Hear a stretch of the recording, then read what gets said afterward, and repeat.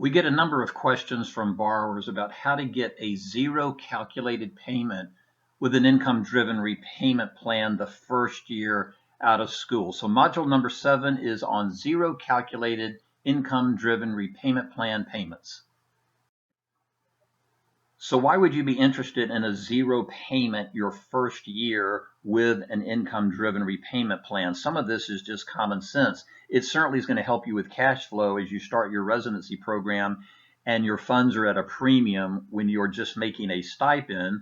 You may need zero payments on your federal loans to help free up funds to pay other more costly obligations like consumer debts and possibly private loans. If you had some private loans from college and or a post-bac program, you may have been able to postpone payments on those during medical school, but those loans may be coming due during your residency program. So that's another reason why a zero payment on your federal loans might help. But look at number 3, a zero calculated payment with an income plan counts toward eligibility toward the Public Service Loan Forgiveness Program, assuming other requirements are met for PSLF.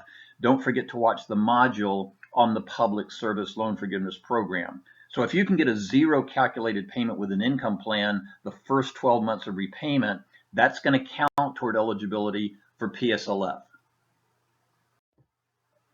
Now, a reminder, the formula for calculating your monthly payment looks at income and to some extent family size, and the income that's used in the calculation is from prior year, the most recent tax return, or current income if either you haven't filed a return the past 2 years or your current income has significantly decreased from the last year reported. So once again, if you file a zero tax return, that is what the loan servicer is going to be looking at to determine the calculation of your payment under pay or repay the first time you file. And that's what should result for many of you in a zero payment your first 12 months of your repayment term.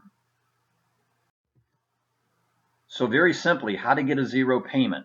File a return for the 2020 year, even if the income was zero, because again, the formula looks at prior year adjusted gross income, and you can file a zero tax return. We said earlier in another module, we are not tax advisors, but you can file a zero tax return. If you did not file a tax return in either of the prior 2 years, there is another way you might be able to get a zero payment, and that would be to consolidate right after school, but before you start your residency program. In other words, before you are working. And on the consolidation application, when it says send in a copy of your prior year tax return and you say I don't have one, and it says are you currently working, you can say no, I am not currently working, I have no income, and that should result in a zero payment for you the first 12 months on your consolidation loan. But we would strongly advise you to watch the module on federal consolidation before you do that. The easiest way to try and get a zero calculated payment is to file a tax return for the prior year. Now, some reminders: a zero calculated payment on an income plan counts toward public service loan forgiveness, assuming other requirements are met. We cannot emphasize that enough. But remember, a zero calculated payment does nothing to help you pay down your debt. Your debt is not going to start to come down unless you pay more than the outstanding interest that you owe. If you're interested in public service loan forgiveness, you're not as concerned about that. But a zero payment helps with cash flow, but it does nothing to pay down your debt. The payments with an income plan are good for 12 months. And a reminder too, a zero calculated payment is different than a forbearance. If you do a forbearance, you are not required to pay anything and you are not in a repayment plan. So a period of forbearance would not, for example, count toward eligibility for public service loan forgiveness. You've paused your payments.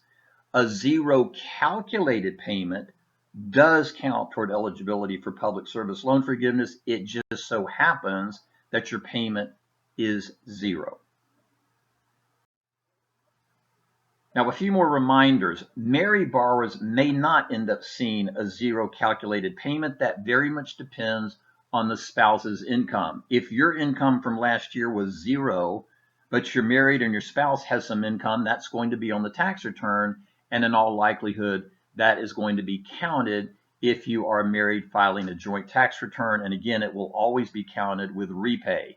So whether or not a married borrower can get a zero payment very much depends on spousal income. Use the calculator, the loan simulator we talked about to determine that.